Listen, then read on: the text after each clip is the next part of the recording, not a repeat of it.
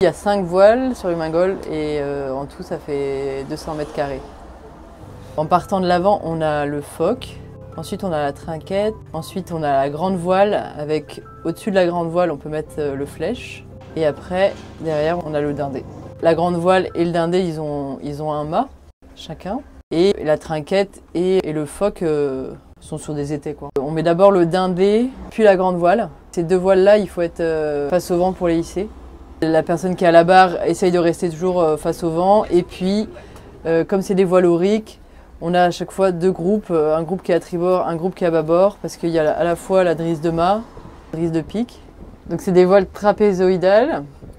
Il y a un groupe qui hisse au niveau du mât et un autre groupe qui hisse, on appelle ça la drisse de pique, donc c'est plus à l'arrière. Et les deux groupes essayent toujours de monter voile horizontalement. Pour le dindé, on arrive à hisser la voile à 4 personnes.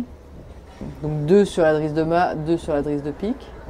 Pour la grande voile, c'est mieux d'être 6. 3 sur la drisse de mât, 3 sur la drisse de pique.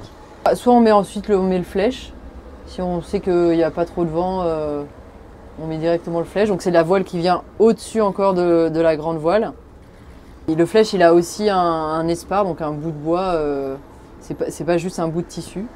Il faut aussi hisser un bout de bois. Et ensuite, quand on a mis le flèche, en général, donc là on met la trinquette. La trinquette, en général, voilà, même les enfants ils arrivent à la hisser seuls. Juste pour l'étarquage, donc pour la tendre au maximum, là c'est bien d'être 2, donc quelqu'un qui tire et l'autre qui reprend le mou. Voilà, si on est dans des belles conditions, il n'y a pas trop de vent, pareil, on met aussi le foc en place. Le foc, il se met grâce au bout dehors. Donc le point d'amure, il est vraiment tout au bout du bout dehors. On vient avec ce qu'on appelle un rocambeau. Quand on met la voile en place, quand on la graie, on fait ça depuis le pont. Donc le rocambeau, c'est un anneau qui coulisse tout le long du bout dehors. Donc quand on met la voile en place, le rocambeau, il est vraiment le plus proche du bateau. Et puis quand on commence à hisser le foc, on envoie le rocambeau tout à l'avant du bout dehors. Et puis on commence à hisser la voile. Le foc, c'est en général la première voile qu'on affale quand il y a trop de vent. C'est vraiment quand même une grande voile. Sur les drisses, pour la grande voile, à la fois la drisse de pique et à la fois la drisse de mât, elles ont ce qu'on appelle des palans d'étarque. Quand on n'arrive plus, même si on est 3 de chaque côté, à essayer de hisser la grande voile, à un moment donné, on n'en peut plus et du coup, en fait, la drisse est reliée à un palan qui fait que la force, elle est démultipliée. Donc en général, vraiment pour étarquer, pour tendre à fond à la fin, on est vraiment plutôt sur les palans d'étarque. La technique, sinon, pour étarquer les voiles, il y a un mouvement que nous, on appelle ça arbalète. Il y a une personne qui retient la fin du bout et l'autre personne qui a les mains à peu près à la hauteur de ses épaules, qui se jette en arrière. Comme ça, en fait, il y a vraiment tout son poids qui permet de hisser la voile.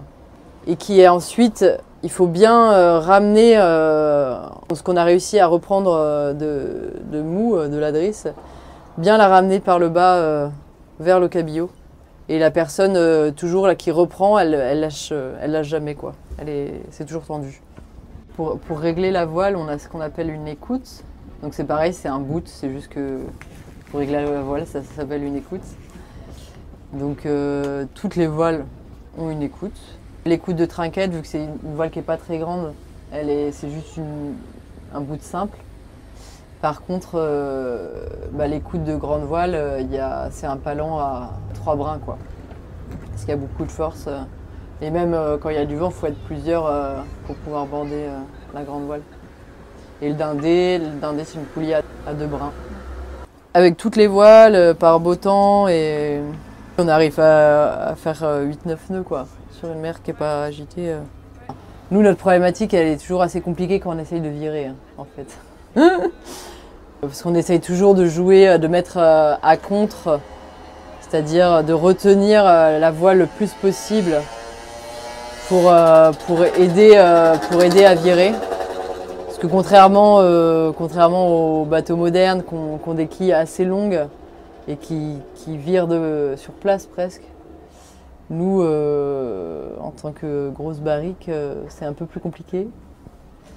Donc souvent, il y a quelqu'un sur le dindé qui essaye de border à fond le dindé, même presque à contre en fait plutôt.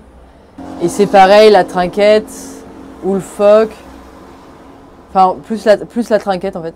Dès qu'elle a pris le vent de l'autre côté, on la laisse encore un peu avant de la mettre sur la nouvelle amure pour qu'elle elle aide bien à pivoter le bateau. Ouais. Quand on range le phoque, donc c'est pareil, quand on l'affale, on ramène le rocambeau le plus proche possible du bateau pour que la voile elle tombe au maximum dans le bateau. En général, il y a aussi une personne qui est sur le pont et qui essaye d'attraper la voile pour pas qu'elle tombe dans l'eau, donc qui vraiment la ramène sur le pont. Cette voile-là, on la range dans un sac. La trinquette, elle, on la range, donc on dit ferler pour quand on dit voilà, ranger une voile. Donc nous on la ferle grâce à un bout qu'on nous on appelle l'araignée. Voilà, il y a des rabans, on va dire, qui sont déjà en place et donc on vient mettre.